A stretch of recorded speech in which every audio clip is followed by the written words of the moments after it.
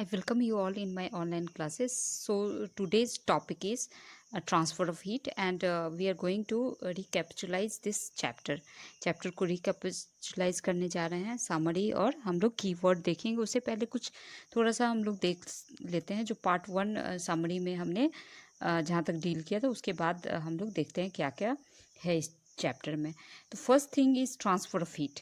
तो transfer of heat कैसे होता है? 3 तरीके से हीट का ट्रांसफ़र होता है: कंडक्शन, कन्वेक्शन और रेडिएशन. जैसे कंडक्शन आप देख सकते हैं, और convection, all the 3 things here. Conduction, यहाँ पे convection, and this is what? This is radiation. तो this is all about the transfer of heat. Now let's move. तो यहाँ भी 3 तरीके से हम लोग देख सकते हैं कि जो यूटेंसिल का हैंडल है वो गर्म हो रहा है, दैट इज़ कंडक्शन की वजह से. इसको जो है यूटेंसिल्स को हीट पहुँच रहा है, that is conduction. And convection में यहाँ पे लिक्विड जो बॉयल हो रहा है ऊपर जा रहा है, जो बॉयल होकर ऊपर जा रहा है फिर नीचे आ रहा है, तो this is convection. And third phenomena is radiation. तो you can see here radiation. Now what is conduction? Conduction is the process in which transfer of heat takes place between object by direct contact. तो जैसे हम लोग utensil कुछ भी cook करना होता है तो यूटेंसिल हम लोग क्या करते हैं, हम लोग स्टोव पे चढ़ाते हैं और जिसके बाद जो है कुकिंग हो जाता है. कुकिंग किसके वजह से हो जाता है? कि हीट के वजह से. तो हीट कहाँ से आता है? ट्रांसफ़र ऑफ हीट होता है. कहाँ से? स्टोव से ट्रांसफ़र ऑफ हीट होता है यूटेंसिल्स में, और उसके बाद जो भी चीज़ें हम लोग रखते हैं वहाँ पे हीट पहुँच जाता है. तो this is all about conduction. Next is convection. Convection refers to the form of heat transfer in which energy transition occur with in a fluid. Fluid का मीनिंग होता है कि जो फ्लो कर सके. तो लिक्विड और गैसेस जो फ्लो कर सकते हैं वो जो उसमें जो ट्रांसफ़र ऑफ हीट होगा वो होगा कन्वेक्शन. क्योंकि यहाँ पार्टिकल जो है सॉलिड के केस में पार्टिकल मूव नहीं कर रहा है, हीट का मूवमेंट हो रहा है. लेकिन यहाँ पे क्या हो रहा है कि यहाँ पे फ्लूइड है, that is movement, sowing movement. ये जो लिक्विड और गैसेस हैं वो क्या कर रहे हैं कि मूव कर सकते हैं, क्योंकि उनके बीच में स्पेस होता है. कि आप जैसे जानते होंगे कि 2 पार्टिकल जो है अलग अलग है, उसके बीच में क्या है? स्पेस है, और जिसकी वजह से ये मूव करता है. This is all about convection. Now let's move radiation. Third is radiation. So radiation is the mechanism in which heat energy got transmitted without any physical contact between object, without any medium. कोई भी medium नहीं होगा, क्योंकि बहुत सारे spaces हैं जो कि यूनिवर्स के अंदर बहुत सारे स्पेसेस ऐसे हैं जहाँ पे कुछ भी नहीं होता है. तो वहाँ जो हीट का ट्रांसफ़र होता है, जैसे हम लोग तक जो सन का एनर्जी पहुँचता है, हीट पहुँचता है, and this all due to what? Radiation. Radiation में कोई पार्टिकल का ज़रूरत ही नहीं है, जबकि कन्वेक्शन और कंडक्शन में क्या है? पार्टिकल का ज़रूरत होता है. तो यहाँ पे कोई ज़रूरत नहीं होता है, और जिसकी वजह से ये जो हीट एनर्जी ट्रांसमिट करता है, and this process is called radiation. Now let's move to land bridge and sea bridge. तो लैंड ब्रिज और सी ब्रिज कैसा है कि एक ये जनरली कहाँ होता है? ये जनरली होता है कोस्टल एरिया में. तो कोस्टल एरिया में कोस्टल एरिया में क्या होंगे? लैंड होंगे और क्या होगा? सी होगा. जैसे ये लैंड हो गया और this part is sea. Land जो है सी से घिरा होगा, वहीं पे क्या होगा? लैंड ब्रिज और sea breeze. Breeze means what? Movement of air that is pleasant to our body. तो जो मूवमेंट जो एयर होता है, जैसे पंखे की हवा होगी, कूलर की हवा होगी जो गर्मियों में, तो that is pleasant to us, बहुत अच्छा लगता है, तो दैट इज़ कॉल्ड ब्रीज. तो यहाँ पे लैंड ब्रीज और सी ब्रीज का मीनिंग है कि मूवमेंट जो हो रहा है एयर का, जो ब्रीज जो ब्लो कर रहा है वो लैंड से. लैंड ब्रीज का मीनिंग है कि लैंड से ब्रीज मूव कर रहा है, ब्लो कर रहा है वाटर की तरफ.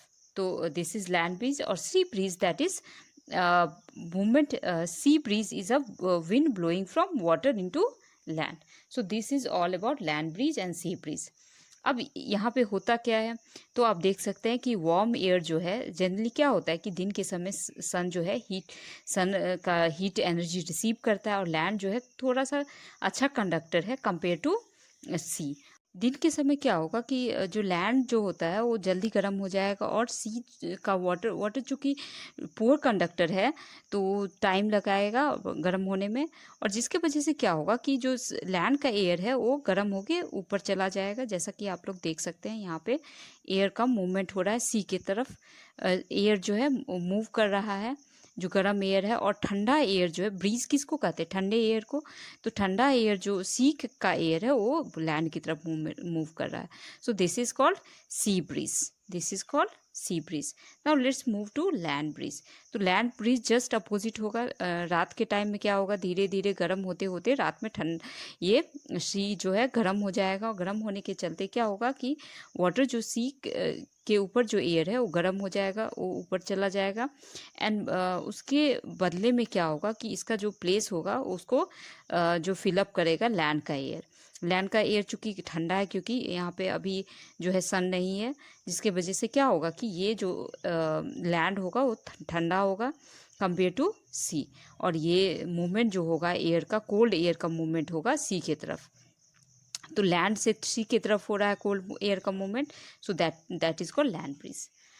नाउ सी ब्रीज आप देख सकते हैं definition. During day time the land gets heated faster than water, the air moves over the land, become hotter and rises up, then cooler air from sea rushes in towards the land. जैसा कि मैंने बताया कि day के time में सी breeze और रात के टाइम में land breeze.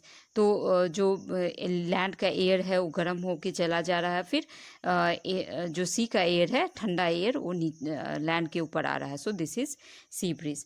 Now land breeze similar to land breeze, just opposite उसका हो जाएगा। नाइट के टाइम में होगा ये, water cools down more slowly than land, so the hot air over the sea rises, मतलब hot air जो sea का है वो ऊपर चला जाएगा, rises up, then cool air from land moves towards the sea, this is what land breeze। तो ये land breeze हो जाएंगे। अब यहाँ पे जो होगा कौन सा सरफेस ज़्यादा जो हीट एब्जॉर्ब करेगा, तो सरफेस जो ब्लैक कलर का होगा, डार्क कलर का होगा, वो ज़्यादा एनर्जी एब्जॉर्ब करेगा compare to light colour. Light colour क्या करेगा, रेडिएट करेगा, रेडिएट। एब्जॉर्ब का मतलब होता है तीन फेनोमेना होंगे। एक होगा कोई भी ऑब्जेक्ट से तीन फेनोमेनन होंगे। एक क्या होगा कि ये जब हीट पहुंचेगा इस ऑब्जेक्ट में तो इसी ऑब्जेक्ट में रह जाएगा।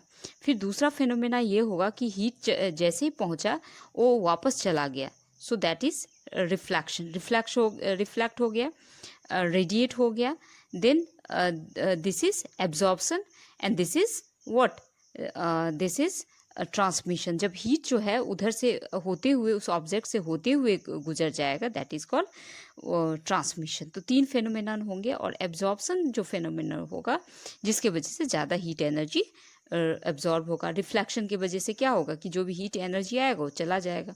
तो जो लाइट कलर के जो भी सरफेस होंगे वो लाइट को, हीट को रिफ्लेक्ट करते हैं।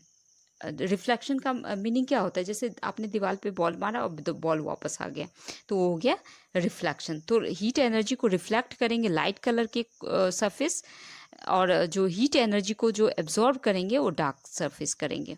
ज़्यादा एब्जॉर्प्शन उनके केस में होगा। Then radiation, when heat radiation falls on the dark surface, it absorb more heat energy, ज़्यादा heat energy absorb करेंगे और ज़्यादा ये गर्म हो जाएंगे। दूसरा जो है हीट रेडिएशन लाइट सरफेस पे पड़ेगा तो रिफ्लेक्शन होगा, जिसकी वजह से ये कम गर्म होंगे। अब हम लोग वुलन क्लॉथ के बारे में पढ़ेंगे, और जिसमें हम लोग देखेंगे कि वुलन क्लॉथ क्यों हम लोगों को गर्म रखता है विंटर में, जबकि कॉटन क्लॉथ जो है वो हम लोगों को जो है ठंडक पहुंचाता है। So cotton cloth doesn't have space, but woollen cloth आप देख सकते हैं थिकनेस में कितना मोटा होता है, लेयर्ड होता है, और उसके बीच में स्पेसेस होते हैं, और ये स्पेसेस जो है जनरली क्या और एयर जो है वो क्या होता है, बैड कंडक्टर ऑफ हीट होता है, और जिसके वजह से जो है बॉडी जो है वार्म रहता है, एयर बॉडी से के बाहर जो है निकल नहीं पाता है। Now let's move to summary and keywords. तो समरी में सबसे पहले हम लोग देखेंगे कि जो भी हम लोग सेंस ऑफ टचिंग से हम नहीं समझ कर सकते कि ये बहुत हॉट है या गर्म, ये ठंडा है। So touching is not reliable guide, मतलब जिस पे विश्वास नहीं कर सकते हैं। तो टेम्परेचर जो है वो है measure of degree of hotness of any object. So measure of hotness of any object is called temperature. Now thermometer, अब टेम्परेचर को मेज़र करने वाला कौन सा डिवाइस है? थर्मोमीटर है। देन क्लिनिकल थर्मोमीटर, जो हम अपने जनरली याद रखने के लिए मैंने बताया था, क्लिनिक्स में जो टेम्परेचर को मेज़र करने के लिए यूज़ होता है, बॉडी टेम्परेचर को मेज़र करने के लिए, that is called clinical thermometer. इसका रेंज है 35 degree Celsius to 42 degree Celsius. Then laboratory purpose, laboratory thermometer use होता है और चीज़ों के लिए। लेबोरेटरी थर्मोमीटर और बहुत सारे थर्मोमीटर हैं जो यूज़ होते हैं, और लेबोरेटरी थर्मोमीटर का जो रेंज है वो कुछ ज़्यादा है compare to clinical thermometer. -10 degree Celsius to 110 degree Celsius. हमारे बॉडी का टेम्परेचर 37 डिग्री सेल्सियस है, जैसा कि यहाँ पे बताया गया है। और हीट हमेशा कैसे फ्लो करता है? Higher temperature to lower temperature. Means कोई बॉडी अगर 40 डिग्री सेल्सियस पे है और कोई बॉडी अगर 20 डिग्री सेल्सियस पे, तो हीट का फ्लो जो होगा 40 डिग्री सेल्सियस से 20 डिग्री सेल्सियस होगा। 3 तरह के वेज हैं जिसके थ्रू हीट फ्लो करता है: conduction, convection and radiation. Solid में जनरली क्या होता है कि पार्टिकल टू पार्टिकल जो है वाइब्रेशन होता है और जो है हीट ट्रांसफ़र करता है, क्योंकि सॉलिड में पार्टिकल जो होते हैं वो बिल्कुल बिल्कुल जो क्लोजली पैक्ड होते हैं, इसीलिए उनका ट्रांसफ़र हमेशा कंडक्शन के थ्रू होता है। लिक्विड और जो गैसेस हैं उनका जो हीट का ट्रांसफ़र होता है कन्वेक्शन के थ्रू होता है। और रेडिएशन केस में कोई भी मीडियम नहीं चाहिए, जैसा कि मैं बता चुकी हूँ। उसके बाद जो अलाउ करेंगे हीट फ्लो करने के लिए उसको कंडक्टर कहा जाएगा, जो अलाउ नहीं करेंगे उसको इंसुलेटर कहा जाएगा, जैसा कि भी आपको पता है। जैसे कंडक्टर में हो गए कोई भी मेटल्स ले लीजिए, सारे कंडक्टर हैं। एंड देन इंसुलेटर जो भी मटेरियल है, जैसे प्लास्टिक हो गया, जो गर्म नहीं होता है तो वो जल ही जाता है, तो दैट इज़ कॉल्ड इंसुलेटर, क्योंकि हीट जो है उसके थ्रू पास नहीं कर रहा है। तो ये हो गया। डार्क कलर कपड़े जो है ज़्यादा गर्म रखते हैं बॉडी को, क्योंकि वो हीट को एब्जॉर्ब करते हैं, अपने में समा लेते हैं। जबकि लाइट कलर कपड़े जो होते हैं वो रिफ्लेक्ट करते हैं, जो हीट को सीधा आता है तो उनको वापस रिटर्न कर देते हैं, दैट इज़ रिफ्लेक्शन। तो वुलन क्लोथ जो है हम लोगों को गर्म रखते हैं ठंडे में। और जनरली क्या होता है कि जो जैसा मैंने बताया कि एयर ट्रैप रखता है, और एयर जो है पोर कंडक्टर ऑफ हीट है, जो कि जानने दें। अब लेट्स सी द कीवर्ड्स में है Celsius scale that is used for what? Measuring. जो स्केल होता है, जो थर्मोमीटर में जो स्केल होता है सेल्सियस और फ़ारेनहाइट, तो ये सेल्सियस स्केल। देन कंडक्शन क्या हो जाएगा? जैसा कि मैंने बताया ट्रांसफ़र ऑफ हीट है तीनों तरह का, ये सॉलिड के केस में होगा, ये लिक्विड और गैसेस के केस में होगा। Conductor that is any substance that allows heat को ट्रांसफ़र करने में, हीट को ट्रांसफ़र करता है, दैट इज़ कॉल्ड कंडक्टर। और कंडक्शन और कन्वेक्शन जो है वो ट्रांसफ़र ऑफ हीट है, प्रोसेस है। जब ये TION लग गया मतलब प्रोसेस है। देन इंसुलेटर जो अलाउ नहीं करे हीट को ट्रांसफ़र करने के। लैंड ब्रीज जो मूवमेंट, जो कोल्ड एयर का मूवमेंट होता है किसके तरफ? सी के तरफ, दैट इज़ लैंड ब्रीज।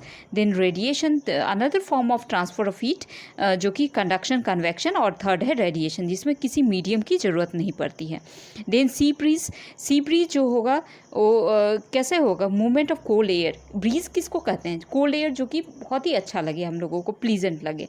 तो कोल्ड एयर का मूवमेंट जो है कहाँ हो रहा है? लैंड की तरफ होता है। तो कोल्ड एयर जो सी से आ रहा है वो लैंड की तरफ हो रहा है, दैट इज सी ब्रीज। और टेम्परेचर जो रियलेबल जो मेज़र है हॉटनेस का। देन थर्मोमीटर जो टेम्परेचर को मेज़र करता है, that is thermometer. So these are the keywords and summary that we have learn. I hope that ये चैप्टर आपको बिल्कुल अच्छे से समझ में आ गया होगा। If any doubt then you can write. Okay, so thank you.